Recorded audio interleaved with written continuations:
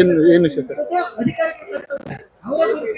ಇಂದು ಕರ್ನಾಟಕ ರಾಜ್ಯ ಸರ್ಕಾರಿ ಹಾಸ್ಟೆಲ್ ಮತ್ತು ವಸತಿ ಶಾಲಾ ವರ್ಗೋತ್ಕ ನೌಕರರ ಸಂಘದ ರಾಜ್ಯ ಸಮಿತಿ ವತಿಯಿಂದ ಸುವರ್ಣಸೌಧದ ಎದುರು ಹೋರಾಟವನ್ನು ಪ್ರಾರಂಭ ಮಾಡಿದ್ದೀವಿ. ನಮ್ಮ ಪ್ರಮುಖ 3 ಡಿಮ್ಯಾಂಡ್ಗಳಿಗಾಗಿ ಇವತ್ತು ನಾವು ಬೇಡಿಕೆಗಳಿಗಾಗಿ ಹೋರಾಟವನ್ನು ಮಾಡ್ತಾ ಇದ್ದೀವಿ. ಒಂದು 11/4/2025ರಲ್ಲಿ ರಾಜ್ಯ ಸರ್ಕಾರ ಕನಿಷ್ಠ ವೇತನವನ್ನು ಪರಿಷ್ಕರಣೆ ಮಾಡಿ 25,714 ರೂಪಾಯಿ ಕೊಡ್ತೀನಿ ಅಂತೇಳಿ ಘೋಷಣೆ ಮಾಡಿ 7-8 ತಿಂಗಳು ಕಳೆದರೂ ಕೂಡ ಇಲ್ಲಿವರೆಗೂ ಕೂಡ ಕನಿಷ್ಠ ವೇತನವನ್ನು ಜಾರಿ ಮಾಡಲಿಲ್ಲ.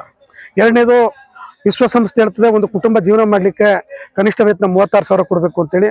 ಆದರೆ ಆ 36,000ವನ್ನು ನಾವು ಪ್ರತಿ ಸಾರಿ ಹೋರಾಟ ಮಾಡಿದಾಗಲೆಲ್ಲ ಕೇಳ್ತಿದ್ವಿ. ಹಾಗಾಗಿ ಮತ್ತೆ ನಾವು ಹೇಳ್ತಾ ಇದ್ವಿ 36,000 ವೇತನವನ್ನು ಕೊಡಬೇಕು ಅಂತೇಳಿ. ಮೂರನೇದು, ಎಲ್ಲ ಹಾಸ್ಟೆಲ್ ವರ್ಗೋತ್ಕ ನೌಕರಿಗೆ ಸೇವಾ ಭದ್ರತೆ ಕೊಟ್ಟು ಕಾಯಂ ಮಾಡಬೇಕು ಅಂತೇಳಿ ಈ ಪ್ರಮುಖ 3 ಬೇಡಿಕೆಗಳನ್ನು ಇಟ್ಟು ನಾವು ಇವತ್ತು ಸುವರ್ಣಸೌಧದ ಎದುರು ಸುವರ್ಣ ಗಾರ್ಡನ್ನಲ್ಲಿ ಹೋರಾಟವನ್ನು ಪ್ರಾರಂಭ ಮಾಡಿದ್ದೀವಿ. ನಾನು ಇವತ್ತು ಮಾನ್ಯ ಮುಖ್ಯಮಂತ್ರಿಯವರಿಗೆ ಹೇಳಲಿಕ್ಕೆ ಬಯಸ್ತೇನೆ. ಮಾನ್ಯ ಮುಖ್ಯಮಂತ್ರಿಯವರು ನಾವು ದಲಿತರ ಪರ, ಹಿಂದುಳಿದರ ಪರ, ಅಲ್ಪಸಂಖ್ಯಾತರ ಪರ ಅಂತೇಳಿ 5ನೇ ವರ್ಗಕ್ಕೆ ಸೇರಿದವನು ಅಂತೇಳಿ ಅಧಿಕಾರಕ್ಕೆ ಬಂದ ನಂತರ ಈ ದಲಿತರು, ಹಿಂದುಳಿದವರು, ಅಲ್ಪಸಂಖ್ಯಾತರು ಕೆಲಸ ಮಾಡುವಂಥ ಹಾಸ್ಟೆಲ್ಗಳಲ್ಲಿ ಸರಿಸುಮಾರು ರಾಜ್ಯದ BCM ಮತ್ತು ಸಮಾಜ ಕಲ್ಯಾಣ ಇಲಾಖೆ, ಅಲ್ಪಸಂಖ್ಯಾತರ ಕಲ್ಯಾಣ ಇಲಾಖೆ ಮತ್ತು ಪರಿಷ್ಠ ವರ್ಗಗಳ ಇಲಾಖೆ ಹಾಗೆ ಕರ್ನಾಟಕ ವಸತಿ ಶಿಕ್ಷಣ ಸಂಸ್ಥೆಗಳ ಸಂಘದ ಅಡಿನಲ್ಲಿ ಕನಿಷ್ಠ 25,000 ಜನ ವರ್ಗೋತ್ಕ ನೌಕರು ಕೆಲಸ ಮಾಡ್ತಿದ್ದಾರೆ. ಆ ವರ್ಗೋತ್ಕ ನೌಕರ ಕೆಲಸ ಮಾಡ್ತಿರುವಂಥವರು ದಲಿತರು, ಹಿಂದುಳಿದವರು, ಅಲ್ಪಸಂಖ್ಯಾತರಾಗಿದ್ದಾರೆ. ಹಾಗಾಗಿ ಮಾನ್ಯ ಮುಖ್ಯಮಂತ್ರಿ ಅವ್ರಿಗೆ ಹೇಳ್ತಾ ಇದ್ದೀವಿ, 2 ವರ್ಷ ಕಳೆದೋಗಿದೆ, ಇನ್ನು 2 ವರ್ಷದ ಅವಧಿ ಒಳಗಡೆ ಈ ದಲಿತರು, ಹಿಂದುಳಿದವರು, ಅಲ್ಪಸಂಖ್ಯಾತರ ಪರ ನಾನು ಇದ್ದೀನಿ ಅಂತ ಹೇಳ್ತಿದ್ರಲ್ಲ, ಆ ವಿಭಾಗಕ್ಕೆ ಸೇರಿದಂತ ಹಾಸ್ಟೆಲ್ ವರ್ಗೋತ್ಕ ನೌಕರನ್ನ ನೀವು ಕಾಯಂ ಮಾಡಬೇಕು.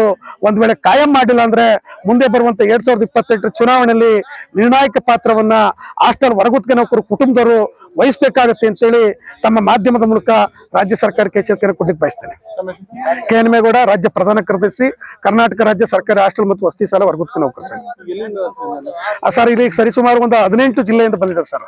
ಬಾಗಲಕೋಟೆ, ಬೆಳಗಾವಿ, ಬಿಜಾಪುರ, ಕಲಬುರಗಿ, ಬೀದರ್, ಮಂಡ್ಯ, ಮೈಸೂರು, ಮತ್ತೆ ಕೊಪ್ಪಳ, ವಿಜಯನಗರ, ಈಗ ಸುಮಾರು ಗದಗ್, ಈಗ ಸುಮಾರು 18 ಜಿಲ್ಲೆಯಿಂದ ಬಂದಿದ್ದಾರೆ ಸರ್.